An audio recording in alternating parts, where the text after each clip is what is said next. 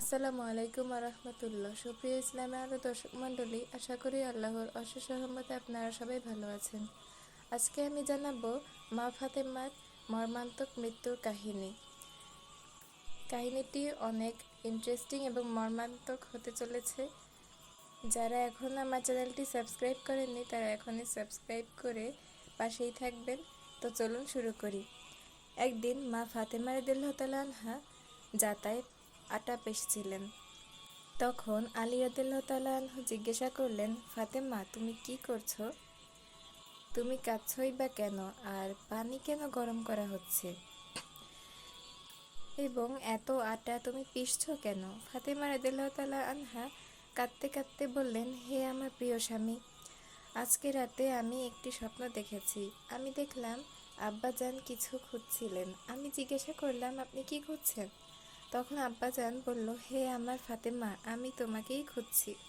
ফাতেমা রাদিয়াল্লাহু তাআলা আনহা কাঁদতে কাঁদতে তার স্বামীকে বললেন, এই পৃথিবীতে আজই আমার শেষ দিন, আজই আল্লাহর কাছে ফিরে যেতে হবে। আলী রাদিয়াল্লাহু তাআলা আনহু এই কথা শুনে খুবই কাঁদতে শুরু করলেন। আলী রাদিয়াল্লাহু তাআলা আনহু জিজ্ঞাসা করলেন, তুমি এই পানি কেনই বা গরম করছো? আর এত আটা পিষছো কেন? আজকের দিনেও তুমি এত কাজ করছো কেন?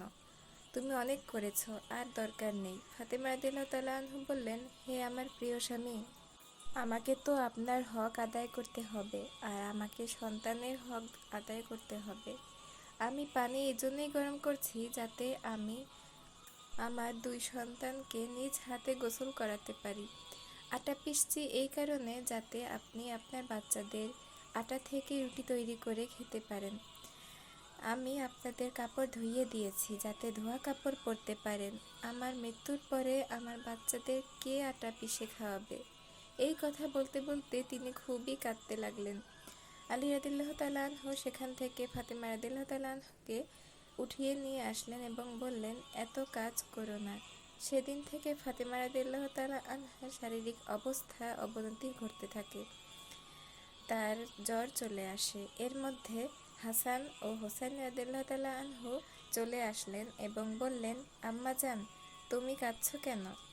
তখন ফাতেমা রাদিয়াল্লাহু তাআলা আনহা বললেন, তোমরা দুইজনে তোমার নানাজানের কবরের কাছে চলে যাও। হাদিসে রয়েছে, ইমাম হাসান ও হোসেন রাদিয়াল্লাহু তাআলা আনহা তার নানার কবরের কাছে চলে গেলেন, আর দুই ভাই রাসূল সাল্লাল্লাহু আলাইহি সাল্লামের কবরের কাছে গিয়ে বসে পড়ল। তখন কবর থেকে আওয়াজ এলো, হে আমার নাতিরা, তোমরা তোমাদের মায়ের কাছে ফিরে যাও।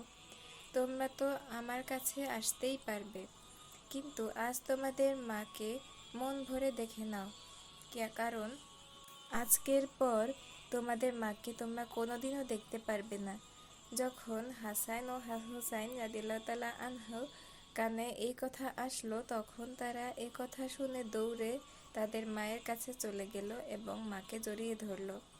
সবাই কাঁদতে লাগলো। তিনি আলী রাদিয়াল্লাহু তাআলা আনহুকে পাশে বসিয়ে তিনটি কথা বললেন। প্রথম কথাটি হলো, যদি আমি আপনার দায়িত্বে কোনো অবহেলা করে থাকি, কখনো যদি অবাধ্য হয়ে থাকি, তাহলে আমাকে দয়া করে ক্ষমা করে দিবেন। আলী রাদিয়াল্লাহু তাআলা আনহু বললেন, তুমি আমার হক আদায় করতে পেরেছ, আমি তোমার প্রতি সন্তুষ্ট। দ্বিতীয় কথাটি বললেন, আমি যখন দুনিয়া থেকে চলে যাব, এরপর আপনি দ্বিতীয় বিয়ে করার প্রয়োজন মনে করেন তাহলে অবশ্যই করবেন। আমার মৃত্যুর পর বাচ্চাদেরকে আমার মতোই ভালোবাসবেন, মায়ের অভাব কখনোই বুঝতে দেবেন না। প্রিয় দর্শক, এবার তৃতীয় কথাটি ছিল অবাক করে দেওয়ার মতো। তৃতীয় কথাটি বললেন, যখন আমি পৃথিবী থেকে বিদায় নিব, তখন আপনি আমার জানাজায় কখনোই লোকজন দাওয়াত করবেন না।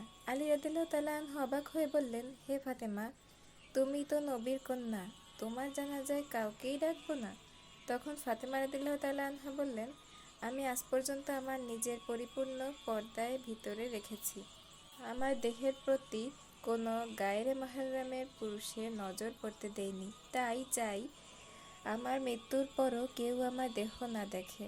যখন রাত হয়ে যাবে তখন আমাকে দাফন করে দেবেন। আলী রাদিয়াল্লাহু তাআলা আনহা অবাক হয়ে কাঁদতে লাগলেন। সবাই কাঁদতে শুরু করলো।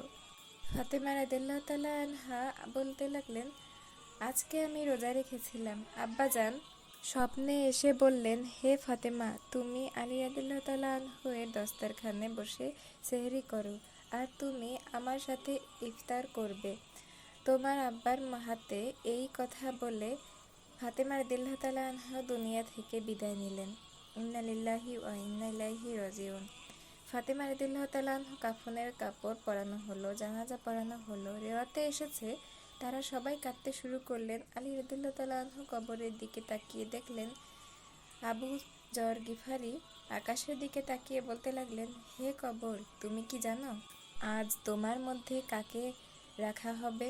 আবু যর গিফারি বলতে লাগলেন, তার নাম হলো নবীজি সাল্লাল্লাহু আলাইহি সাল্লামের প্রিয় কন্যা, জান্নাতের সর্দার এর লাশ। তখন কবর থেকে আওয়াজ ভেসে আসলো, ও হে আবু যর গিফারি, আমি হলাম কবর।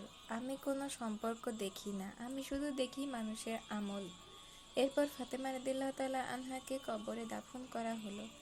আলী রাদিয়াল্লাহু তাআলা আনহু, হাসান ও হুসাইন রাদিয়াল্লাহু তাআলা আনহু কাঁদতে লাগলেন।